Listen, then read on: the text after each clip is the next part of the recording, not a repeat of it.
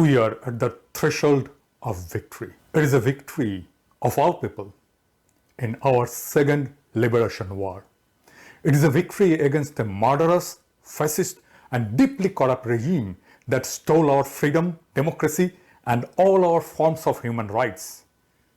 Through this victory, we'll gain back our independence and sovereignty, which this fascist regime, mass murderer Hasina, sacrificed at the feet of India just to remain in power and to continue to plunder this country. Our people, particularly our fearless students, have risen against this barbaric and treasonous regime. In an epic struggle, they have led us to this moment of victory. Next few hours and days will be critical to our future as a citizen and as a country. The armed forces, the military, are now called upon to play their sacred duty to facilitate the transition from tyranny to freedom and thereby safeguard our independence, sovereignty, and national dignity. It is for this very reason why our armed forces exist. As the Chief of Army Staff, General Walker, you are at the very epicenter of this decision to move and secure a peaceful transition. The hour is crucial and the clock is ticking. You must move fast.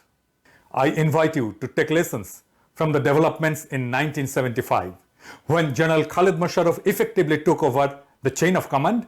In the ensuing hours, he deterred and delayed the moves he needed to take. Finally, when he moved, it was too late.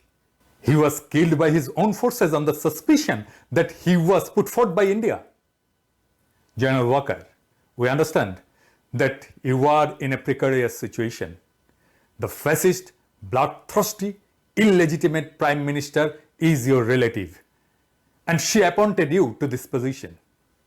This might make you hesitant, even reluctant to make the ultimate move to unseat her. But as a seasoned general, you must also understand that this current student people movement, the mass upsurge, will not end before her downfall. And it will be futile to even try to save her. She must go, and you could be the person to show her the door. She must leave, no matter what you do. There is a widespread anger and frustration within the army for the anti-people role that some of your officers have played during the ongoing movement.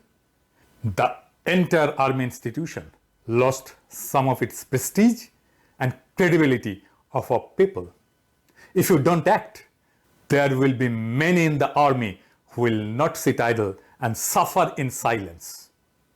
The departure of the Hasina regime and its monstrous head can be peacefully done if you decide to move fast. And any delay will cost more lives and cause more harm to our economy and society. A continued uncertainty will allow our enemies to fish in the troubled water. Therefore, I ask you to make the right move.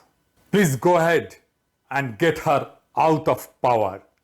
Facilitate the much needed transition. Play your role in history. Our people will be completely with you. The regime is dead. The choice is now yours to bury it. Will you act fast to unseat the criminal Hasina, be a hero of our second liberation war, or engage in a futile and treasonous act of trying to save her? In making this choice, I advise you to contemplate the unfortunate fate of General Khalid Musharraf. God bless you. God bless the institution. Inqilab Zindabad.